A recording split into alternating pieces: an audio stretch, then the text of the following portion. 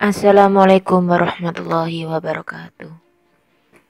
Anak-anak, pada video ini Bu April akan menyajikan pembelajaran mengenai perjuangan bangsa Indonesia dalam menghadapi sekutu dari segi fisik. Sebelumnya, kita mulai dengan berdoa terlebih dahulu. Bismillahirrahmanirrahim. Raditu billahi rabba wa bil islami dina wa bi Muhammadin nabiyya wa rasulah. Rabbi zidni ilma warzuqni fahma. Amin. Upaya bangsa Indonesia mempertahankan kemerdekaan. Kompetensi inti yang akan dicapai pada pembelajaran ini. Kompetensi dasar mampu menganalisis strategi dan bentuk perjuangan bangsa Indonesia dalam upaya mempertahankan kemerdekaan dari ancaman sekutu dan Belanda. Mempertahankan kemerdekaan, mencapai pun susah, apalagi untuk mempertahankan. Bagaimana perjuangan bangsa Indonesia pada masa itu?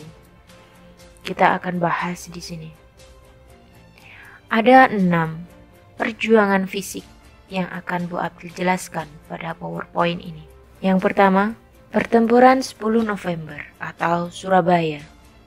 Berikut adalah komandan militer masing-masing dari Surabaya maupun dari sekutu. Diawali dengan insiden di Hotel Yamato, Surabaya. Diawali dengan adanya maklumat pemerintah Indonesia yang mewajibkan bendera nasional harus berkibar di seluruh wilayah Nusantara.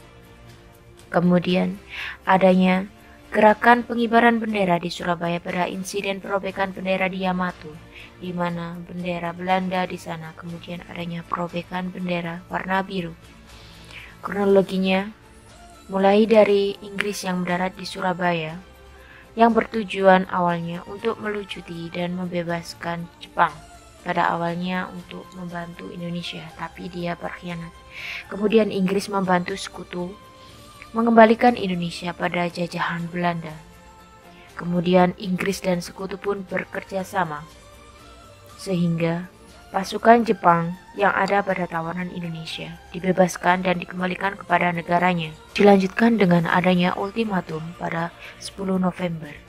Pada Mayor Jenderal Mansred mengeluarkan ultimatum, semua pimpinan dan orang Indonesia yang bersenjata harus melapor dan meletakkan senjatanya. Batas ultimatum pada tanggal 10 November. Pada 10 November pagi, tentara Inggris mulai melancarkan serangan berskala besar yang diawali dengan bom udara ke gedung-gedung pemerintah Surabaya karena ultimatum tidak diindahkan. Kemudian arek-arek Surabaya menolak ultimatum dari pihak Inggris dengan menulis surat seperti berikut ini. Akibat penolakan ultimatum itu, adanya serangan Inggris secara besar-besaran, karena pada awalnya pihak Inggris itu mengira bahwa Surabaya akan bisa ditaklukkan dalam tempo 3 hari. Kemudian, akhir dari kepemerintahannya adalah Britania Raya menang secara taktikal dan militer. Kedua, Indonesia menang secara strategik dan politiknya. Kemudian Britania Raya secara perlahan menjadi pihak netral, mengakui legitimasi pemerintahan Indonesia, kehilangan mayoritas aset militernya. Jadi pada 10 November ini Inggris mulai membuka hatinya untuk membantunya dalam melepaskan diri dari Belanda. Inggris memfasilitasi perundingan di Linggarjati yang nantinya akan diselenggarakan pada tahun 1946. Inggris menekan pemerintah Belanda untuk maju ke meja perundingan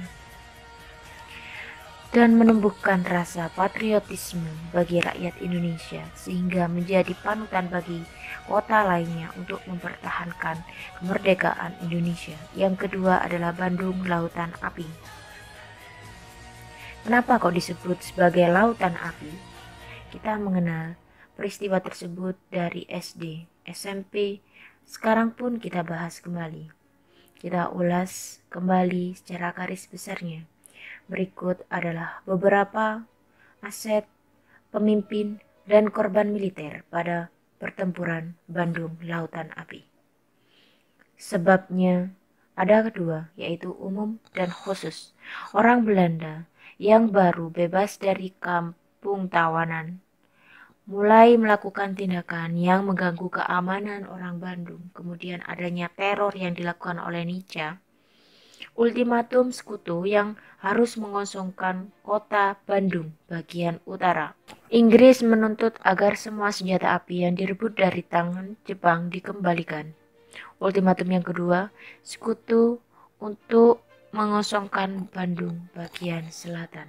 Jalannya peristiwa pada 21 November 1945. Ultimatum pertama yang sudah disebutkan tadi. Yang kedua, pada 24 November TKR dan badan-badan perjuangan melancarkan serangan ke markas sekutu di bagian utara termasuk Hotel Homan dan Hotel Preanger. Karena TKR tidak ingin Bandung dikuasai oleh Belanda, apalagi dijadikan markas militernya. Setelah terjadi pertempuran awal, penyerangan awal itu mengakibatkan semakin seringnya bentrokan senjata antara TKR dan sekutu. Yang keempat, kota Bandung terbagi menjadi dua, Bandung Utara dan Bandung Selatan. Oleh karena persenjataan yang tidak memadai, pasukan TKR tidak dapat mempertahankan Bandung Utara dan akhirnya dikuasai oleh sekutu. Selanjutnya, tanggal 23 Maret 1946, dengan ultimatum yang kedua, agar rakyat Bandung, para pejuang TRI mengosongkan bagian selatan kota Bandung. Tapi dengan gigih rakyat Indonesia, rakyat Bandung, dan TRI tidak mau dipukul mundur oleh sekutu. Kemudian rakyat diungsikan oleh TKR, TRI menuju keluar kota Bandung. Kemudian Bandung Selatan dibumi hanguskan dengan tujuan agar tidak terjadi penguasaan Bandung sebagai markas militernya sekutu. Dapat disimpulkan, tuntutan pelanggaran peraturan militer oleh Inggris, hancurnya mayoritas bangunan di Bandung karena semua sudah dibumi hanguskan. Kemudian populasi Bandung tidak dapat digunakan banyak bangunan komunikasi dan transportasi oleh sekutu. Rakyat Indonesia rela membakar rumahnya agar tidak dijadikan markas oleh sekutu. Yang ketiga adalah Semarang, pertempuran 5 hari di Semarang.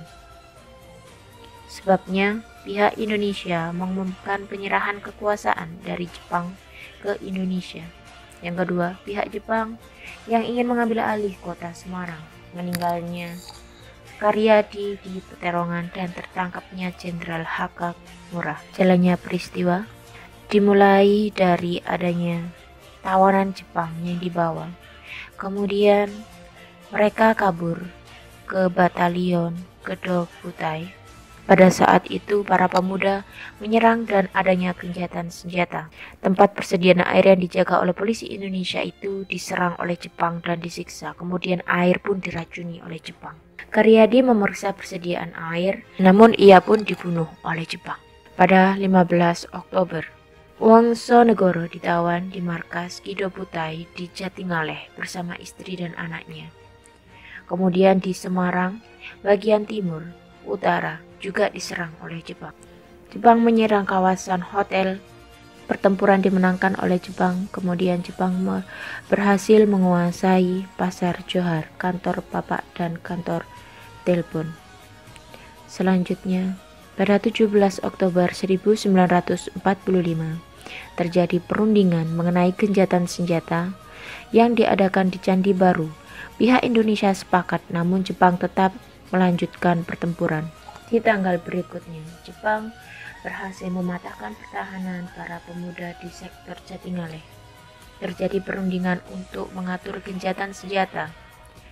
Nakamura mengancam akan mengebom kota Semarang apabila tidak menyerahkan senjata.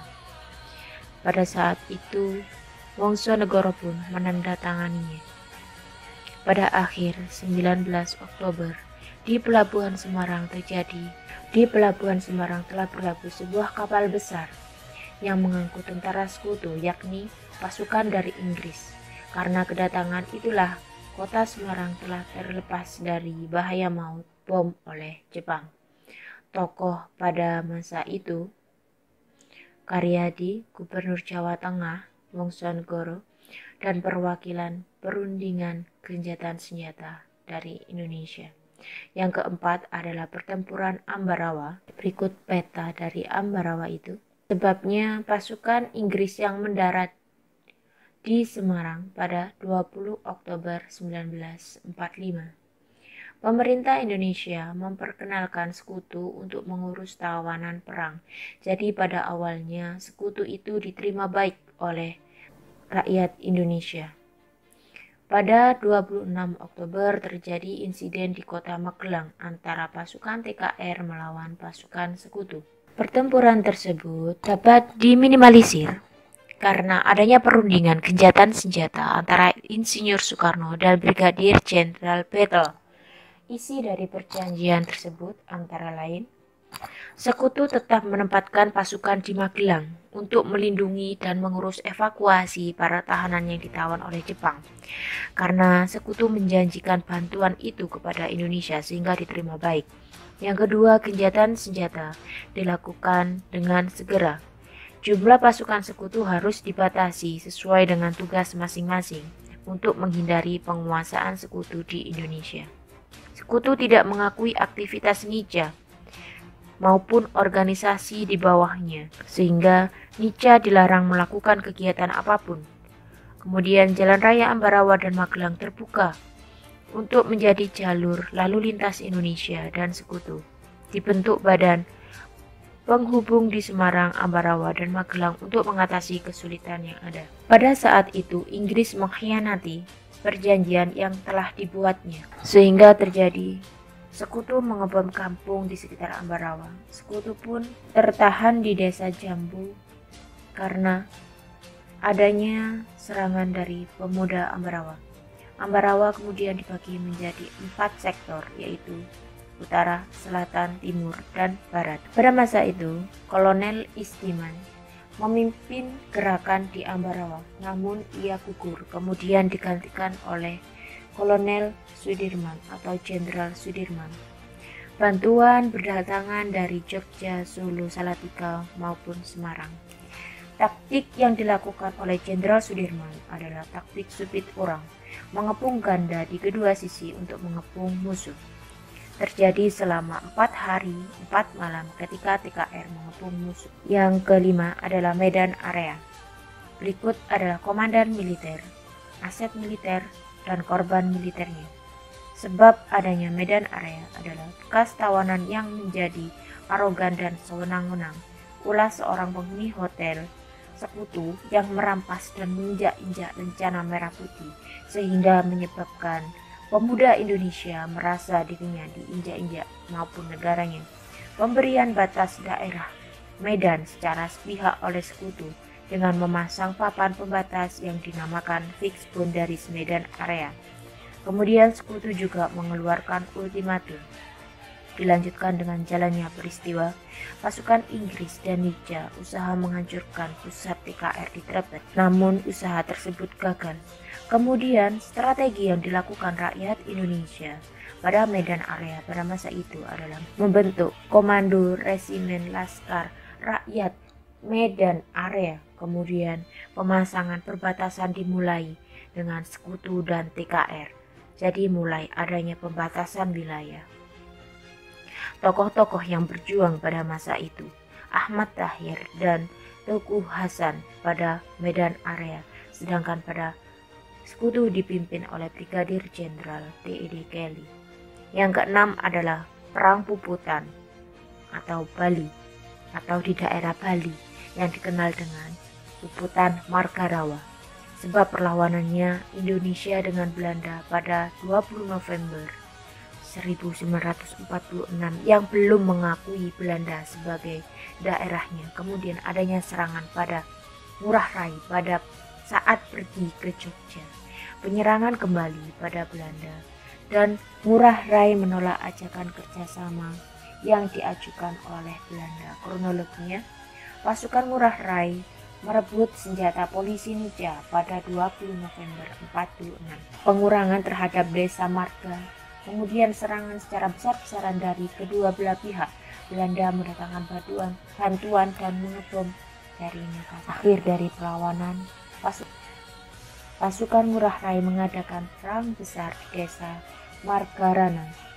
Dampak 96 pasukan dari Ngurah Rai pun gugur, sedangkan 400 orang Belanda tewas.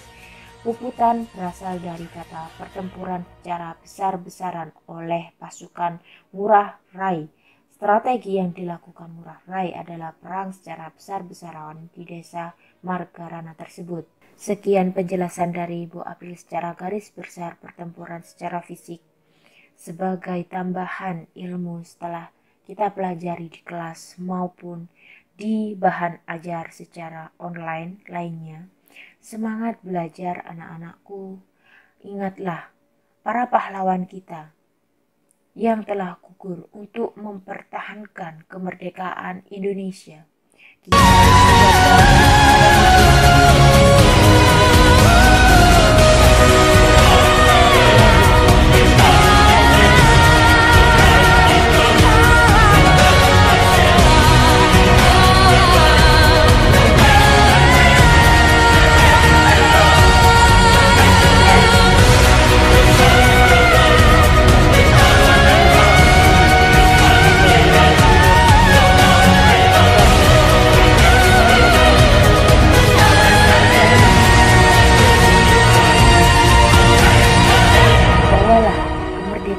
Indonesia dengan nama kalian dan prestasi kalian. Terima kasih, sampai jumpa pada video pembelajaran selanjutnya. Terima kasih.